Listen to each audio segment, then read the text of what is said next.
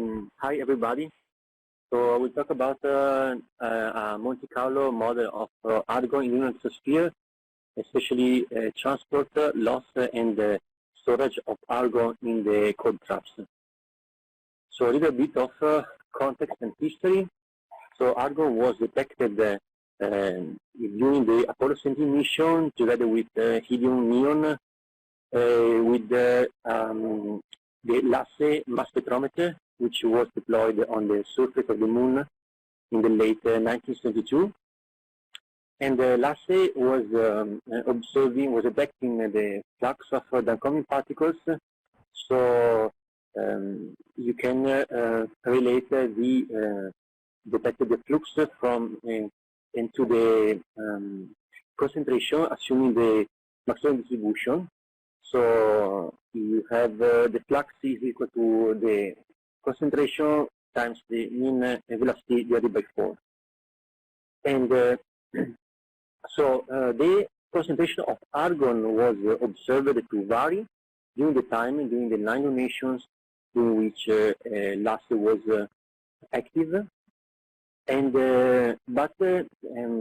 so there's this slightly variation short term, but overall the density of argon decreased with time.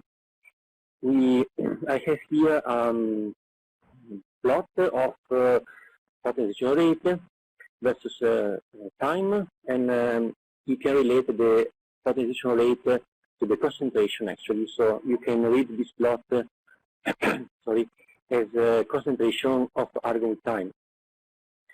And if you observe the maximum, here it is, and the minimum night side profile of argon density, so the maximum and minimum have a ratio of 2.7. So after 4 months from the initial detection, the argon is decreased by a factor of 2.7. So this is the night side profile of argon, which shows the behavior of gas, which is condensable on the cold night side. And you see here the sunset at 90 degrees from subsolar meridian, and argon decreases in time until it reaches the minimum constrained by the sensitivity of LASSE, and then increases at sunrise. So it is this profile that we aim to simulate and to reproduce. There is also a non-detection of LASSE because since LASSE subsequent attempts to detect argon in the exosphere by remote sensing doesn't give positive results. So, for example, this is a figure from a paper of Flynn 1998, which claims to have observed the emission line of argon, but the same group revised later in the same year this result. And the LRO LAMP team has placed a new upper limit of argon. So Cook et al. Equals impressed 13 places an upper limit of argon of 2.3 times 10 to the 4 cubic centimeter, which is 1.5 times lower than the upper estimate. So it is a very elusive element. But it is important because Argon 40, contrary to the isotope 36, which comes from the solar wind, Argon 40 comes from the interior of the moon. So it is from the radiogenic decay of potassium 40. And this is the only true native element identified besides traces of radon. And argon is important because it might resemble the behavior of other volatiles on the moon. So here is the scheme of the processes to which argon is subjected. So this diffusion through the crust, and it will released from the regolith through thermal desorption or scattering from solar energetic particles. It could escape, but for argon is very unlikely because it is a heavier element. And it can hop ballistically in the lunar surface until it reaches a cold trap here and is stored for a certain amount of time. Then here it can be released from moonquake activity. So a simulation has been performed to study the transport, the loss, and the storage of argon to these cold traps. Our simulation is a 3D Monte Carlo particle approach, and this is used by LeBlanc and Chauffret in 2011. So in this simulation, we ejected the particles only once at the beginning. So in this case, we want to simulate a moonquake that releases particles at a given time. And then we follow the trajectory of the particles until the annihilation, mainly by solar wind losses, or implantation to cold traps. So here is another example of taken from Smith and Marconi in 1995, the model paper of the moon. And so we follow the hopes to the particles, and we assume that the particle thermalizes with the surface. So in this case, E out, the particle is equal to E thermal, and the combination factor is equal to 1. Once a particle impinges upon the surface, we calculated the residence time. There are several formulas in the literature, and we chose this one from Hodges 1982, where the residence time depends from two parameters, essentially. So C is a constant and R is the gas constant, but Q is the activation energy expressed in calories per mole, which is a measure of how the higher the activation energy, the more difficult it is to release argon. And the resistance time depends also upon the surface temperature, and for surface temperature we use the LRO Divine temperature matter as representative for the lunar pattern. So we didn't model the temperature of the surface of the moon with the analytical formula, but we just use this daily average of LRO Divine. And here is a plot of the residence time. So for the range of temperatures of interest, so the minimum detected by this map is 27 Kelvin. Until 60 Kelvin, we have this very high destruction time, and 62 Kelvin is the limit for trapping of argon for more than 1 billion years. 1 billion years. So we started simulation at the beginning with no losses, just to reach a steady state. So we played with the parameters, activation energy, and the production, until we find this the agreement between the model, the black line, and the first measured density of argon during night with the green line. And then this steady state is reached after 70 terrestrial days. So this is another global distribution map of argon density. It is in a logarithm scale, and it shows the here at 0 we have the midnight at the equator, and here minus 90 we have the sunset and the sunrise. This have the density peak here because of pocket of gas coming from the hot day side.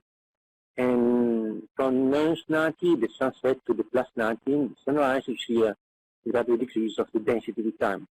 And if you take a plot of the latitude where laser was placed at about 22 degrees north, you see this previous slope.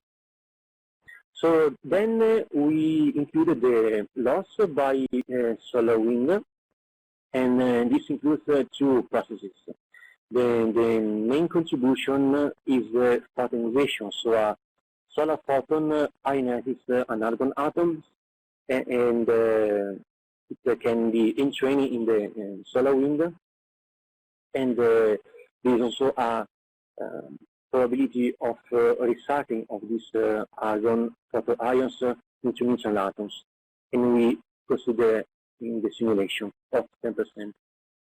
Then we added the charge exchange with the solar wind protons for an overall lifetime of 1.5 times 10 to the 6 seconds.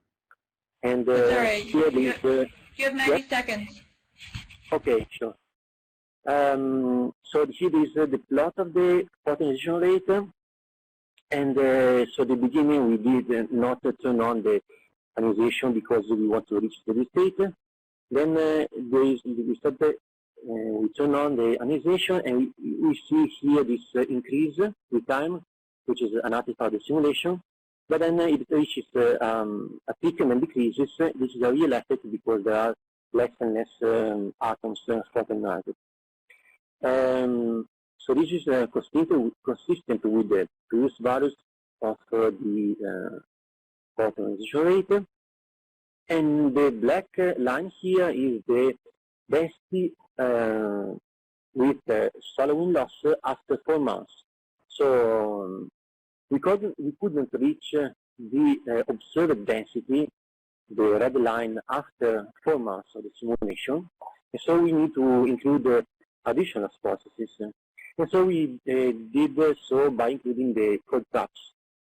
So the cold traps are simulated as patches on the surface where the particles are removed from simulation whenever they impinge upon it. And so we started with 2 cold traps at the north and the south pole, and then increased the size until after 4 months of both ionization and cold trapping, because they are completed processes, we reach the observed density of the red line. And so this I show here very preliminary results. So the data came out of the oven very last week. So we found that the loss of argon atoms by cold trapping is 2 times faster than by ionization alone. So we have a trapping flux of 3 times 10 to the 21 atoms per second.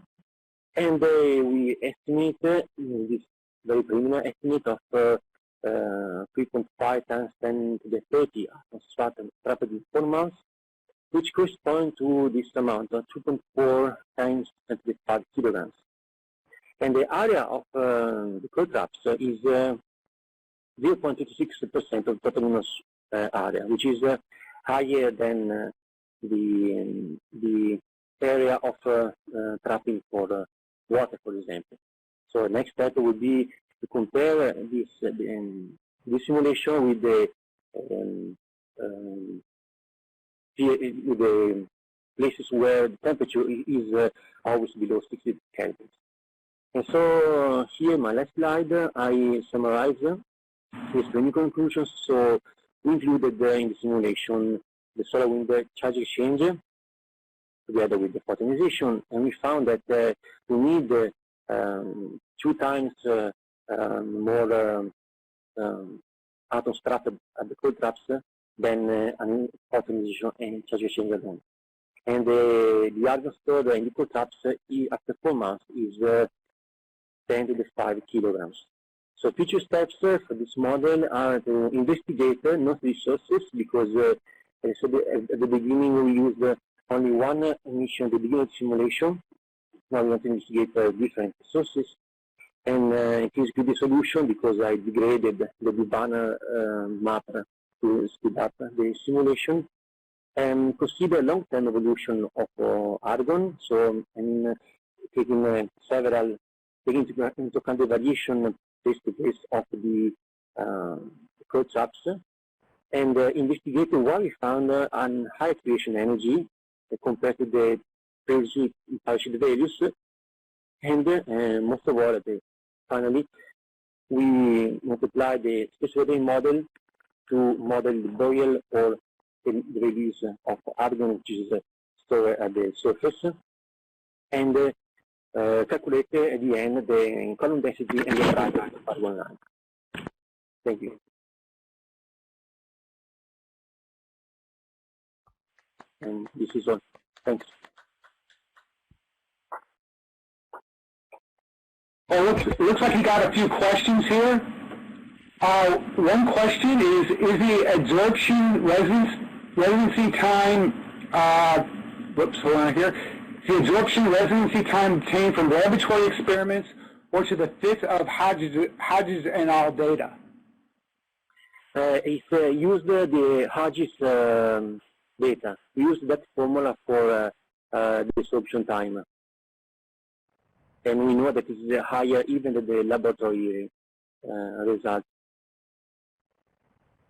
And then Carl Schmidt asked, have the temperature dependencies of the bouncing/sticking coefficients been measured in the lab? Do you mean the accommodation factor? That sounds right, yeah. Right. This is another, future step. So we acknowledge there is a certain assumption of thermal accommodation, which is not always true. So yeah, it's a good point. Then Anthony Colpret has a question. Was there a lower limit from LAMP observations on argon and the L-cross impact given 2.4 e to the 5 kilograms of argon in cold traps? What would have been expected? You know, given the cold trap presence, what would you have expected for an L-cross impact? I actually don't know. It's a good point for the future. Yeah, we are looking right now at the L-cross impact link. Okay. Let's see, I think Dana may be answering Tony. Get Milano's question as well. Oh, which one? Up top? Oh, no, oh, you're right. Okay. How is this 10% argon plus recycling fraction estimated? We took the estimate from Hodges and Hoffman 1975 paper. They decreased the fraction of recycled argon atoms from the previously estimated 50% to the lower 10% to explain the observed decrease of argon with time. So there is a relation between the concentration and the decrease of argon with time and the recycling factor of photoions. So in order to explain that decrease observed by Lasse, Hodges and Hoffman said we need to decrease the fraction of recycled argon atoms to 10% instead of 50%. So we choose this value. All right. I'm not seeing any more questions. So I think the next person's